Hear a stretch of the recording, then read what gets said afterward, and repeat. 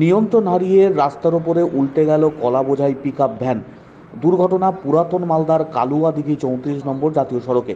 জানা গেছে, নদিয়ার নাজিরপুর থেকে শিলিগুড়ির উদ্দেশ্যে পিকআপ ভ্যানে কলা বোঝাই করে নিয়ে যাওয়া হচ্ছিল। হঠাৎ করেই জাতীয় সড়কে সামনের দিকে একটি ট্রাক্টর চলে আসে এবং এক ব্যক্তিকে বাঁচাতে গিয়ে নিয়ন্ত্রণ হারিয়ে রাস্তার উপরই উল্টে যায় কলা বোঝাই ওই পিকআপ ভ্যানটি। যদিও চালক এবং সহচালক বড়সড় দুর্ঘটনার হাত থেকে রক্ষা পেয়েছেন।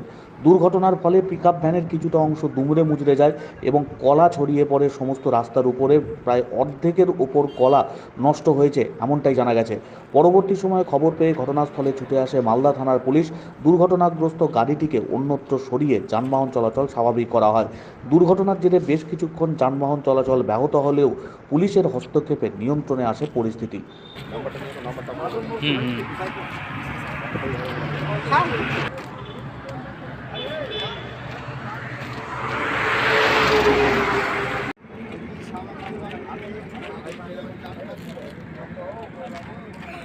কিভাবে হলো?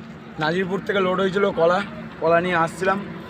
আসার পথে এখান থেকে বেআইনিভাবে মানে একটা ট্র্যাক্টর ওঠে হরাম করে, আর এই সাইডে চারজন, একটা মহিলা, একটা বাচ্চা ছেলে প্লাস দুজন দাঁড়িয়ে ছিল। ওনাকে বাঁচাতে গিয়ে গাড়িটা পাল্টে হয়, প্লাস ট্র্যাক্টরটা কোনো রুলস ফলো না করেই এইভাবে উঠছিল। কোথা থেকে কোথায় যাচ্ছিল নাজিরপুর থেকে শিলিগুড়ি। মাল ছিল আপনার 3 টন 700। কত টাকা মূল্য? মূল্য আছে আপনার 4.5 লাখ টাকা লাগে এরকম কিছু। নষ্ট হয়ে গেছে কি? হ্যাঁ, পুরো নষ্ট বলতে হাফ নষ্ট হয়েছে। গাড়ির কেমন ক্ষয়ক্ষতি হয়েছে? গাড়ির ক্ষতি ভালোই হয়েছে। পুলিশ এসে? হ্যাঁ, পুলিশ এসছে।